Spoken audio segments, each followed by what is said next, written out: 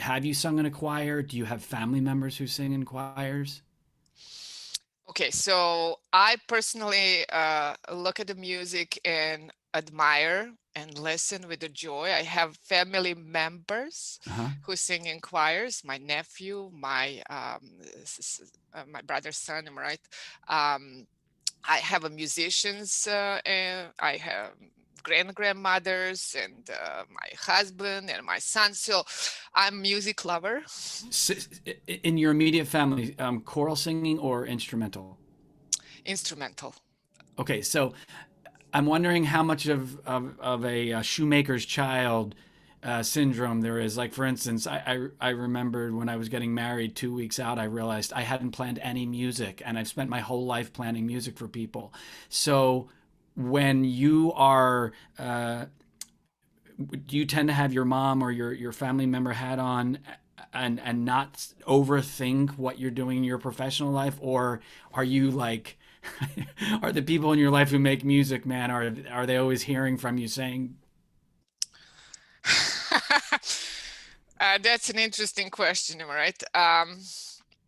I had to have, my own family is basically my bellwether for what I'm doing. And we had even some healthy fights when I would bring the information to the table. So if if you think families basically are your sounding board that is willing to tell you that other people would think but would not politely bring that up to your face. So I have learned there, and this is how I use my family members. Sorry guys, I love you. um, I basically learned what would make sense to people, because we have many more complicated solutions to the problem that we developed, but they would just fail so miserably. In the lab, it looks fantastic, and, research assistants and undergraduate, graduate students, they were all like, oh, this works.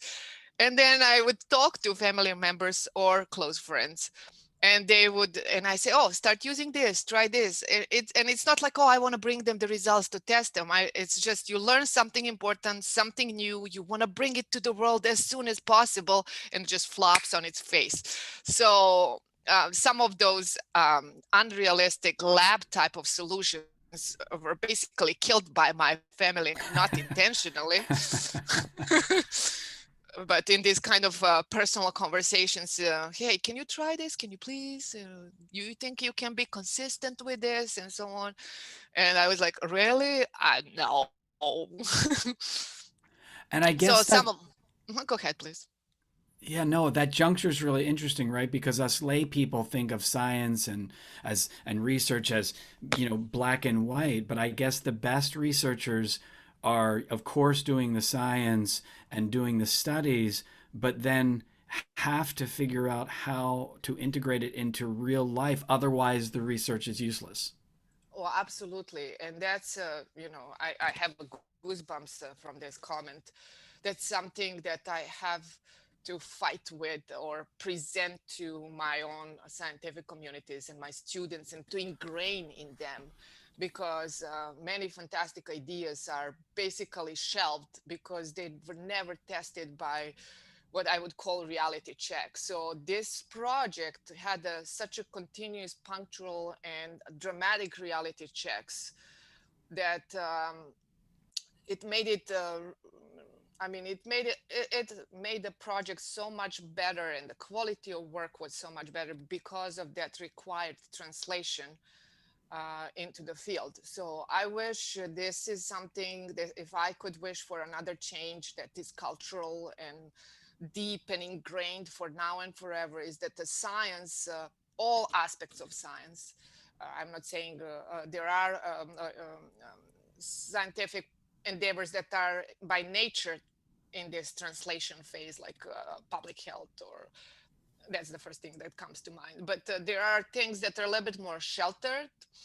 And if we expose all of our science to quote unquote reality check, there would be progress that would be so much faster, because a lot of people end up spending their heart and mind to think for things that eventually don't see the light of the day.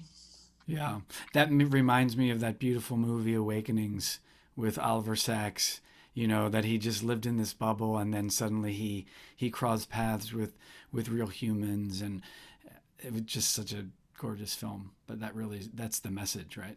That is the message. So I do think Corona has done horrific things, but I do think that it also awakened us